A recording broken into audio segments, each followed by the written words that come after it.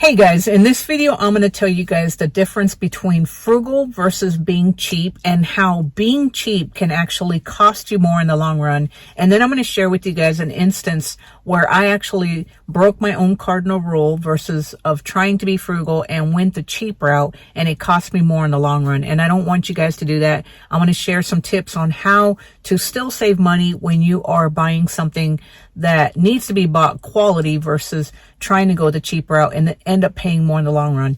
Hey guys, if you are new to this channel, my name is Susan Velez, and on this channel we talk about making money, saving money, investing money, and taking care of our health so that in the long run we can save and catch up for retirement without having to spend a lot of our own money just to stay healthy. So guys, in this video I want to talk to you guys. I want to share with you guys what happened, how I ended up spending more money on a car repair. But before I share with you guys what happened to me, I want to talk to you guys and explain a little bit of the difference between frugal versus cheap, because I think that when a lot of people hear the word frugal, the first thing that runs to their mind is that person's cheap, they don't like to spend money, yada, yada, yada. Because that's exactly what I used to think. Whenever I hear somebody say being frugal, I thought that person was cheap, but that's not necessarily true. So frugal, guys, whenever you are buying something, somebody frugal actually does their research, does their due diligence before they actually go out and buy just the cheapest thing that they can find. They know that if they spend a little more money up front, chances are they're going to get a better quality thing that's going to last longer, and as opposed to somebody who's just going out looking on the internet and trying to find the cheapest product that they can find, and then they buy that, and then in the next year or however long it is, they have to replace that product. If they would have just spent a little bit more money up front to begin with, then they would have had something quality that lasted longer, which means that less money they would have had to put out again to buy that product again. So let me share with you guys what I mean. So we ended up having to purchase this inverter coolant pump. It's an inverter coolant water pump, I think is what it is. It goes in our 2008 Toyota hybrid vehicle. Well, I did the due diligence. I did some research and went and tried to find something. I didn't purchase it from Amazon because there were cheaper models on Amazon, but I'd read a lot of stuff about don't buy it on Amazon because chances are it's not going to last. So I went through a reputable company. It was an aftermarket product, and I thought, well, it's costs more than Amazon. It's probably got to be pretty good. It had decent reviews. So I went that route and paid $75 from that company instead of going through Toyota, because buying the product from Toyota or the part from Toyota would have been a lot more than what I would have paid for the aftermarket part. So I purchased the aftermarket part for $75, which in my opinion still wasn't completely cheap, but it was the middle of the road. I thought, well, I'll skip Amazon, go with the middleman, and then not worry about getting it from Toyota. Long story short, guys, we put the part that we purchased from the aftermarket part company. I really would rather not say their name, but we purchased the part. It ran fine for a week. After a week, the light came back on saying that the pump was not working. I contacted the company. They said it was probably a defective part. They were going to send me out another one, no charge, as long as I sent them back the one that I had installed on the vehicle. So I went ahead, installed the new one that they replaced. And within a day of driving the vehicle, the light came back on. I contacted them again, told them that the part had been defective, and asked them if they would refund me my money. They said no.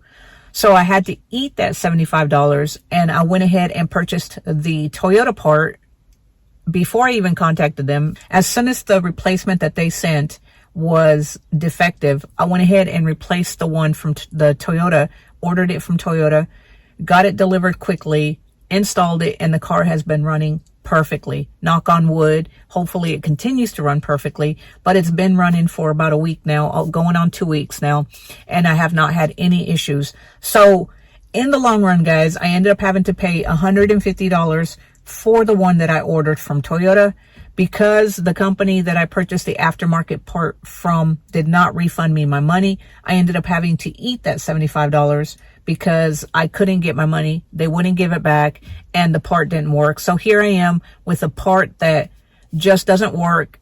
Probably shouldn't have bought it in the first place, but because I was trying to be cheap and save money, so it ended up costing me $225 overall when I should have just paid the $150 to Toyota to get the original manufactured part and put that in the car. So guys, the next time that you are looking for a part on a vehicle, an appliance, or anything else like that, before you just look for the cheapest price available, make sure that you are being frugal versus cheap, guys, because that is the difference between frugal versus cheap.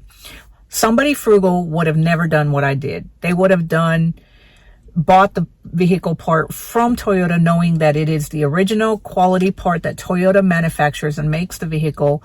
You pay a little more up front. Yes, it hurts the pocketbook, but you know you are getting quality as opposed to getting an aftermarket part and then just hoping that the part lasts a year or two, knowing that eventually in a year or two, you're going to have to replace it anyway.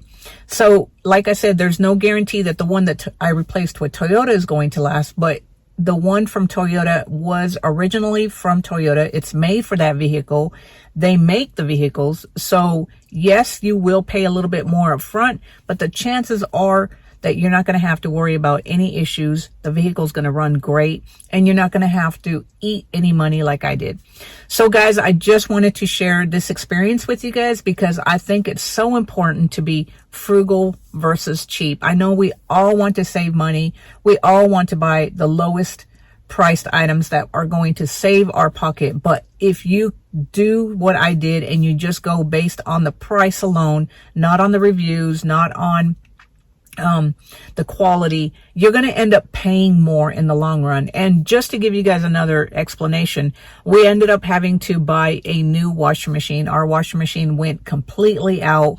We were going to go to Lowe's, the big box store, and buy a Samsung. And the guy at the store, the salesman, told me that you want to go ahead and buy a 3-year warranty because these machines probably won't last you but 4 years, 5 years at the most. So I figured, well, we're paying, by the time the installation, the warranty, the machine, and everything added up, it was going to come out to like almost $900 to buy a washer machine that may or may not last me 4 to 5 years. So I came home, did some due diligence, and after doing some due diligence, guys, we found out on the Reddit Buy It for Life thread, which I really love looking at whenever you're looking to buy something that you want to last for a while. It's going to cost you quite a bit of money up front, but you want to make sure that you get the best bang for your buck. It's the Buy It for Life Reddit thread, and they talked about the Speed Queen. So after doing my due diligence and really just learning about the Speed Queen, we decided to get the Speed Queen, and it gets delivered Tuesday. So we decided to dish out a little bit more money. It was $1,300 up front for the Speed Queen, $1,300 and some, versus the $800, almost $900 that I would have paid for Samsung. And even the salesman told me that this machine would have probably lasted 4 to 5 years, no more, compared to the washing machine that I had that lasted 10 years. He said they are just not built the way they used to be built. So while it did hurt to pay the $1,300 up front versus the $900 that it would have cost for us to get just a Samsung or a Whirlpool or something like that, it is going to last us a lot longer. Plus, the Queen Speed actually comes with a 5-year built-in warranty. So guys, I have learned my lesson from buying a cheap aftermarket price on my vehicle that I ended up having to pay a lot more up front because I was trying to be cheap. So if you have to have any kind of repairs, auto repairs, you need to replace your appliance, then think about it before you pull the trigger and you buy anything online or in the store. Are you being cheap or are you being frugal? Because being cheap is going to cost you more in the long run, because chances are you're going to have to replace it a lot sooner than if you be frugal, spend a little bit more up front, and buy something quality that won't have to be replaced as quickly as something cheap. So anyway, guys, I just wanted to share this. I think that there's such a huge difference on being cheap versus being frugal. If you're going at it based on price alone, guys, which is something that I used to do all the time, chances are you're going to pay less upfront, but you're going to end up having to buy that item more times than somebody who's being frugal, paying a little bit more upfront, and knowing that that product is quality and is going to last longer than something cheap. So anyway, guys, let me know down in the comments below, when you buy something like an appliance or you do auto repairs, do you go based on being frugal or being cheap? And do you go based on price alone, or do you go based on quality? Let me know down in the comments below, guys. I definitely would like to know what your shopping experience has been like. And if you enjoyed this video, guys, give it a thumbs up. Click on that subscribe button so that you can be notified whenever I put out a new video. And until next time, guys, I will talk to you later. Have a great day. Bye.